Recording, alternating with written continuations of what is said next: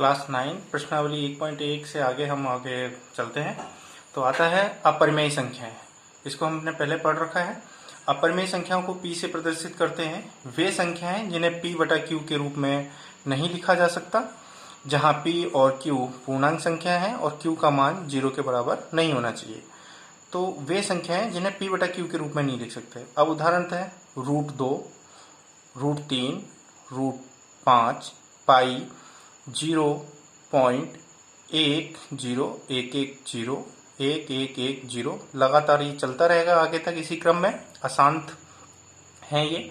अब यहाँ पे आप के मन में प्रश्न उठ सकता है कि पाई को तो हम 22/7 लिखते हैं, तो ये कैसे हो सकता है? सर तो कह रहे हैं p बटा क्यूब में नहीं लिखना चाहिए। ये इसको हम लगभग 22/7 के बराबर हम मान लेते हैं, है ना, ये माना गया मान है। वैसे इसका दशमलव में ही मान अशांत रूप से चलता रहता है, लेकिन हमने यहाँ पे ये मान लिया है सवालों को हल करने के लिए।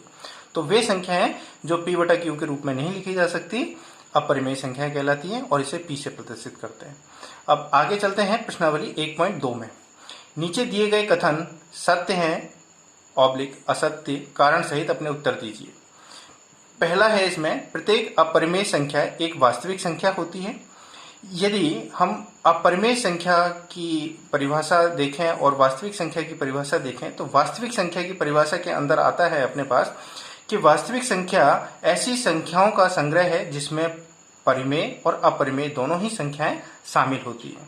तो प्रत्येक अपरिमेय संख्या वास्तविक संख्या के अंदर शामिल है, अर्थात √2, √3 जो कि अपरिमेय संख्या है वास्तविक संख्याओं के अंदर शामिल है। हमने पिछले वीडियो में देखा था, एक इस टाइप से डायग्राम बनाया गया था जिसके अंदर हमने परिमेय संख्याएं लिखा था और एक तरफ p प्लस यहां पर हमने छोटा सा देखा था n प्राकृत संख्या, w पूर्ण संख्या, z पूर्णांक, फिर आगे अपरिमेय संख्या जिसको हमने q से घोषित किया था। तो इसका उत्तर क्या होगा? सही, ये सत्य है।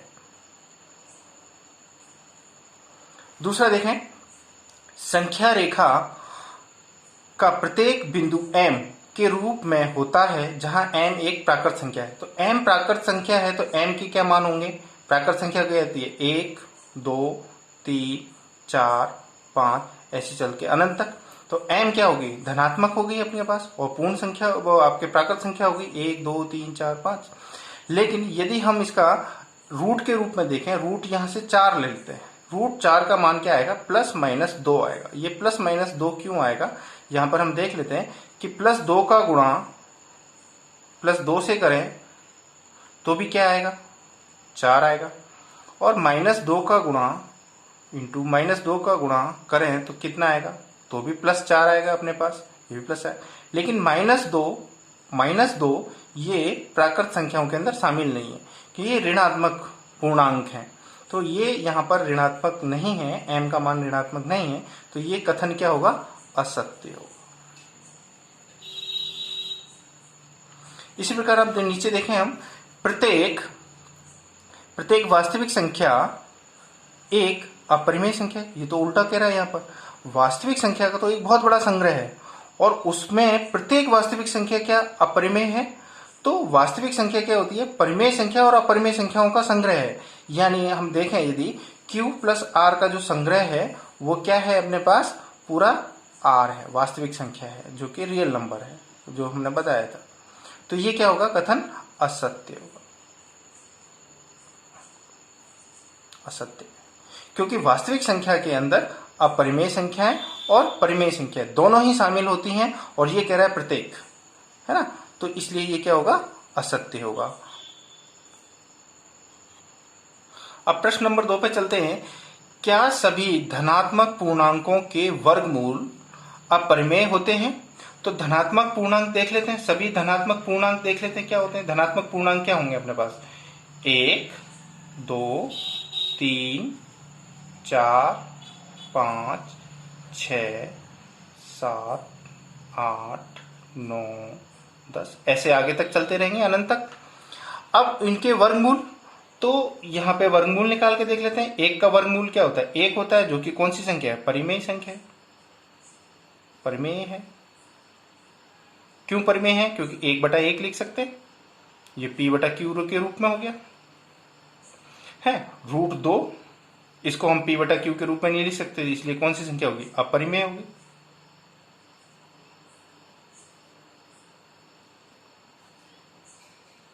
अपरिमेय संख्या। √3 ये भी क्या हो गई?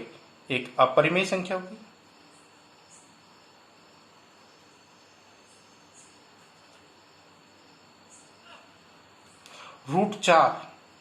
√4 को हम क्या लिख सकते हैं? 2 लिख सकते हैं, प्लस माइनस 2 लिख सकते हैं, कोई बात नहीं। और 2 को क्या लिख सकते हैं? 2/1 लिख सकते हैं अपन, जो कि क्या होगी? परिमेय संख्या होगी। तो एक उदाहरण तो क्या हो गया? √4। इसी तरह से हम आगे तक चले जाएंगे तो एक आएगा अपने पास √9, √9, तो इसका मान क्या होगा? प्लस माइनस 3, जिसको हम क्या लिख सकते हैं? 3/1। तो ये भी क्या होगी? परिमेय संख्या होगी, परिमेय संख्या। तो हमने एक की जगह कितने उदाहरण दे दिए? 2 उदाहरण दे दिए। तो ये यहां पर इस सवाल को पूर्ण किया।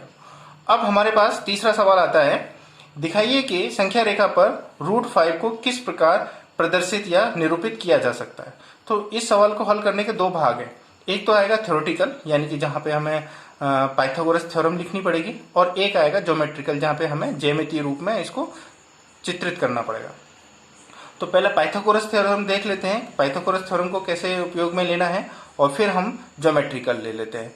तो यहां पर हम बात करते हैं पाइथागोरस प्रमेय, इसको हम बौद्धायन प्रमेय के नाम से भी जानते हैं। ये होती है अपने पास कर्ण का वर्ग बराबर आधार का वर्ग प्लस लंब का वर्ग। अब यहां पर हमें समकोण त्रिभुज बनाना है ना। तो यहां पर हमें ध्यान रखना है कि लंब हमेशा एक ही लेंगे, एक इकाई, 1 सेंटीमीटर, 1 इंच, 1 मीटर, 1 किलोमीटर, एक ही लेंगे हम, है ना। तो 1 का स्क्वायर क्या होता है? 1 होता है। अब यहां पर ये कर्ण हम इसको √5 ले रखा है, तो √5 का स्क्वायर क्या होगा? 5 होगा हमारे पास। अब 1 में कितना जोड़े कि 5 हो जाए? तो यहां पे आएगा 4, तो 4 + 1 कितना होता है? 5 होता है। अब यदि हम इसको बैक में चले, यानी पीछे जाएं, तो 4 किसका वर्ग है? 2 का वर्ग है। तो आधार कितना हो गया हमारे पास? आधार हो गया 2 इकाई, और लंब कितना हो गया? 1 इकाई। अब इसको चित्र के रूप में हमें बनाना है, तो एक बार रफ चित्र बनाता हूं मैं यहाँ पर, कि एक संख्या रेखा बनाएंगे हम पेंसिल की सहायता से और स्केल की सहायता से। लंबी होगी, यहाँ पर 0 लिखेंगे, फिर 1 यहाँ पर, ये 2, फिर यहाँ पर 3 इकाई, और ये 4 इकाई। ये सेंटीमीटर में हो ज्यादा अच्छा है, पर सेंटीमीटर बहुत छोटा पड़ता है, तो हम इंच में भी ले सकते हैं, पर हम यहाँ पर अभी सेंटीमीटर लेते हैं अभी। तो सेंटीमीटर में हमने ये 1 सेंटीमीटर की लाइन जो आधार खींचा हमने, फिर इसके ऊपर हम समकोण त्रिभुज के लिए लंब बनाएंगे। जो लंब कितना होगा? ये होगा 1 इकाई, ये होगा 1 इकाई, ये 90 डिग्री होगा। अब 0 से और यहां तक ये लंब जो है, इसको हम स्केल की सहायता से मिला देंगे, तो ये एक समकोण त्रिभुज बन गया। अब यहां पर हम प्रकार रख के यहां तक का पेंसिल की नोक खोलेंगे, और फिर इससे एक चाप काट देंगे इस संख्या रेखा पर। तो जहां पर ये कटेगा वहां पर कितना आएगा? √5 आएगा। क्यों आएगा? क्योंकि ये कर्ण हो गया, ये लंब हो गया, ये आधार हो गया, ये कर्ण हो गया, तो कर्ण कितना है अपने पास? √5। तो इस तरह से हम इसको रेखा गणित में बना के देखेंगे पेंसिल की सहायता से। इसका रेखा गणितीय जो प्रदर्शन है वो हम अगले वीडियो में देखेंगे। ये वीडियो थोड़ा लंबा हो जाएगा, जो कि फिर मुझे दिक्कत करेगा आगे अपलोड करने में, इसलिए मैं आगे वाले वीडियो में बताऊंगा इसके बारे में आपको।